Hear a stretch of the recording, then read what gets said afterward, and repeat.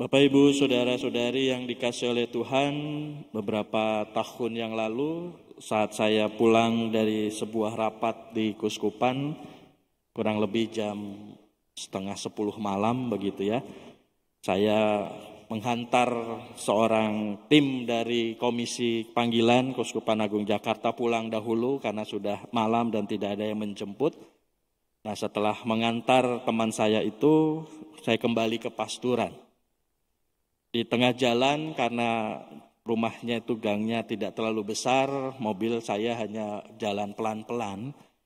Dan di sebuah toko yang tutup, saya melihat seorang ibu-ibu menggendong anaknya pakai kain begitu ya, nongkrong duduk meringkuk di depan toko yang tutup tadi. Ya saya sekilas melihatnya tetapi saya jalan lagi gitu ya. Lalu dalam perjalanan itu ada suara yang berbisik dalam diri saya, Nung, kamu itu romo apaan sih gitu ya. Tiap hari khotbah tentang kasih, tiap hari khotbah tentang memberi, tapi kamu lihat orang kayak gitu kok kamu gak berhenti. Ya paling gak berhentilah tanya sesuatu. Lalu saya mengatakan, ini udah malam pasti ada yang nolong lah. Saya udah capek kok gitu ya. Saya mau pulang. Ya kalau gini terus mah kamu gak akan jadi romo yang baik begitu ya. Lalu saya tersentak dan langsung putar balik dan mencari ibu itu. Ternyata ibu itu masih ada di tempat tadi dia duduk itu. Lalu saya turun dan mengatakan, Bu, kenapa duduk di sini malam-malam hujan-hujan kayak gini?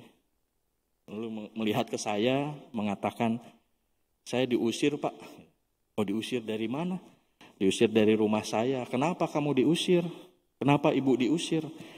Ya karena belum bayar kontrakan, maka saya diusir. Oh, berapa kontrakannya? 500.000 Pak. Oh, wah. Lalu saya mengatakan pada ibu itu, Bu, maaf ya saya nggak punya uang segitu banyak. Tapi ini ada sedikit uang, saya ambil dari kantong saya, semua uang yang ada di kantong saya keluarin begitu ya. Nggak tahu ada berapa ya. 150, 170, saya nggak tahu begitu.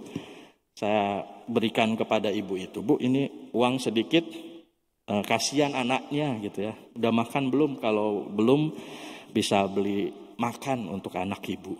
Saya nggak bisa bantu yang 500.000 Bu, mohon maaf ya. Iya Pak, nggak apa-apa, terima kasih.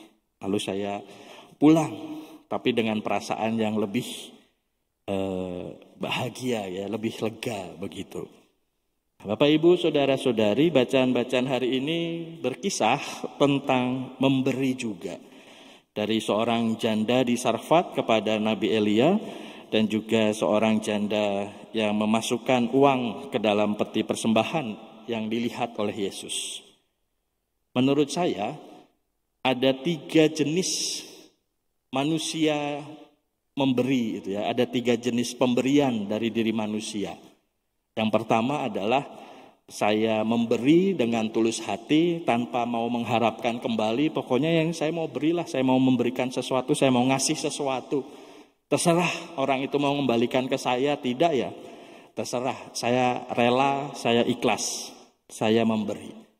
Memberi di sini belum tentu hanya uang ya, bisa barang, bisa perhatian, bisa tenaga, bisa pemikiran. Pokoknya memberi sesuatu lah, memberi apapun. Ikhlas tanpa mengharapkan kembali. Itu yang pertama. Yang kedua, tipe yang kedua adalah saya mau memberi, tetapi saya mau mengharapkan kembali. Saya memberikan sesuatu dengan imbalan yang lain, begitu ya. Saya akan memberi, nanti saya akan terkenal. Saya akan mendonatur kepada seseorang, saya akan terkenal misalnya gitu ya. Saya memberi, saya akan mendapatkan kembali apapun yang saya dapatkan itu. Dan tipe yang ketiga adalah saya nggak mau memberi, tetapi saya ingin mendapatkan. Saya nggak mau ngasih sesuatu kok, tapi saya mau dapat sesuatu gitu ya. Saya mau dapat sesuatu.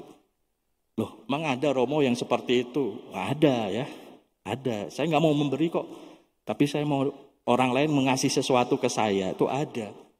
Ya jumlahnya nggak banyak, lebih banyak daripada yang nomor 1. tetapi tentu saja lebih sedikit daripada yang nomor 2. Nah, Bapak Ibu, saudara-saudari, kita itu tipe yang mana?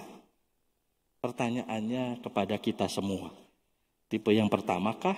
Puji Tuhan, alhamdulillah, syukur pada Tuhan. Kalau kita semua adalah tipe yang pertama, yang mau memberi tanpa mau mengharapkan sesuatu. Atau tipe yang kedua, tipe yang mau memberi dengan harapan sesuatu, dengan imbalan sesuatu. Saya mau ke gereja setiap hari supaya permohonan saya terkabulkan. Saya mau novena 9 kali 9, supaya apa yang saya minta Tuhan kabulkan. Saya mau menyumbang rumah ibadat supaya nanti perusahaan saya akan lebih untung kalau saya menyumbang. Itu nomor yang kedua, gitu ya.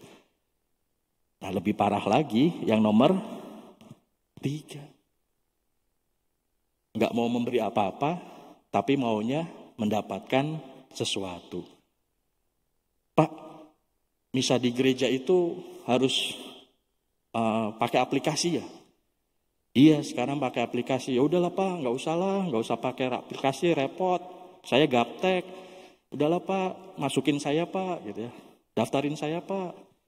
Itu contoh yang ketiga. Nah, semoga yang ada di sini nggak ada yang ketiga ya.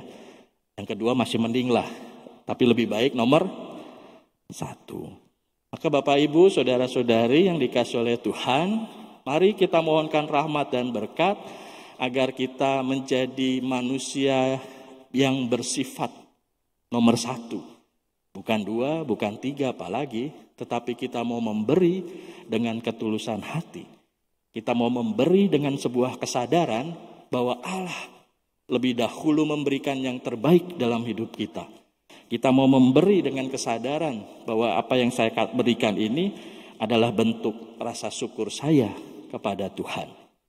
Maka mari kita melanjutkan ibadah kita dengan mohonkan rahmat dan berkat agar kita mampu untuk berbagi, kita mampu untuk memberi karena kita mau bersyukur.